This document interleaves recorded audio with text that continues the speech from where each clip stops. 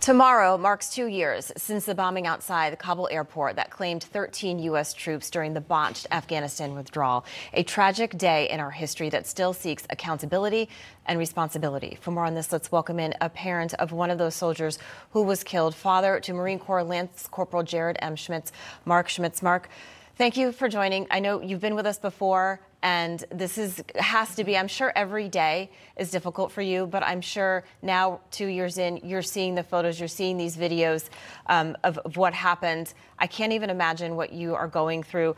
I know that Jared was only 20 and he wanted to be a Marine since he was a sophomore in high school. Can you just quickly share a story about him? And I want our viewers to know a little bit about him.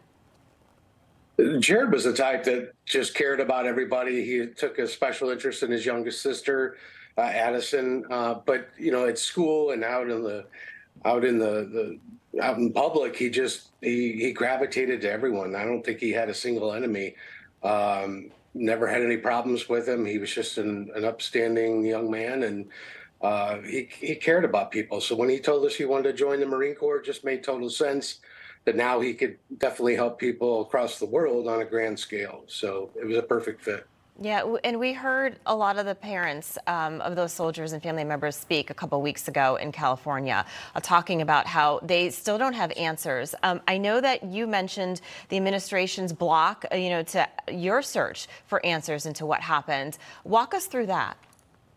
Well, it's been basically 2 years, and to this day, I still don't technically know how my son died.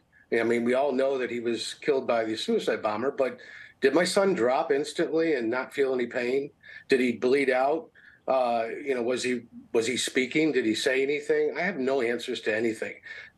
We've found out since that some of the stories that were being told to the families that their son or daughters were killed instantly was not true. And, I have never received any kind of an answer whatsoever. So I'm completely in the dark. One minute I have my son, the next minute I don't, but I don't know how he left this world. I mean, I hope for his sake that it was painless and it was instant, but I still don't have any answers. Yeah, I can understand that. I'm sure that would help and give you some sort of closure to know. Do you think that this could have been prevented? Because there are reports out there that there potentially could have been somebody there who could have stopped this. And do you think that there's been real accountability for the events that unfolded?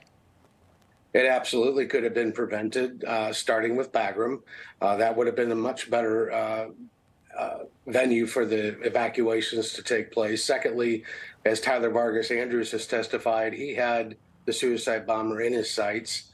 I have demanded to see the footage from his SD card from that rifle.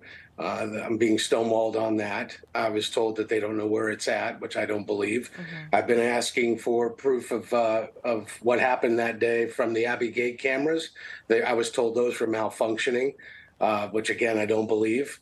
We've got tens of millions of dollars worth of drones flying in the air, and not a single one of them can capture anything that happened at that time. I was told those cameras are malfunctioning, which again, who knows? I don't believe that either.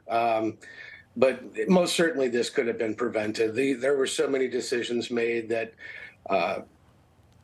went against what the advice was given, and that was all that all leads to Biden. Biden decided to not trust his military advisors. Not that the military is not to blame here at all either, especially the State Department. But once the military advisors' plan was squashed by Biden, they needed to readjust. And there was a lot of decisions made leading up to that day that still could have been changed as well. For example, closing the gate on time. I'd like to know who kept that open. There's lots of unanswered questions, and we're not going to stop fighting to get those answers. Yeah, there's a lot of questions. Have you spoken to President Biden at all? Just the day at Dover, which was a complete waste of my time, but that was it. That was it. I know that the administration said that this mission was a success. Do you think it was a success at all? No, that's an absolute spit in the face. In fact, this entire process has been nothing but this administration spitting in our face from never once even mentioning our children's names out loud in public. Not once has that ever happened. And at this point, he doesn't deserve the right to do so. So he needs to keep my son out of his mouth. And not that I'm worried about it, because he's had 2 years to mention the 13 that we lost that day, and he's never done it. So Understood. About 15 seconds, Mark. I know that your son texted you on Father's Day. Just walk us through what he said to you. Typical. I mean, I love you, Dad. I miss you. You know, that meant the world to me. I'm just glad I got to talk to him briefly while he was in Kabul prior to this. But of course, you always wish you had more time. I'm sure. Mark Schmitz, we appreciate you taking the time for us. We are thinking of you and your family. You're always in our thoughts. Thank you. Thank you.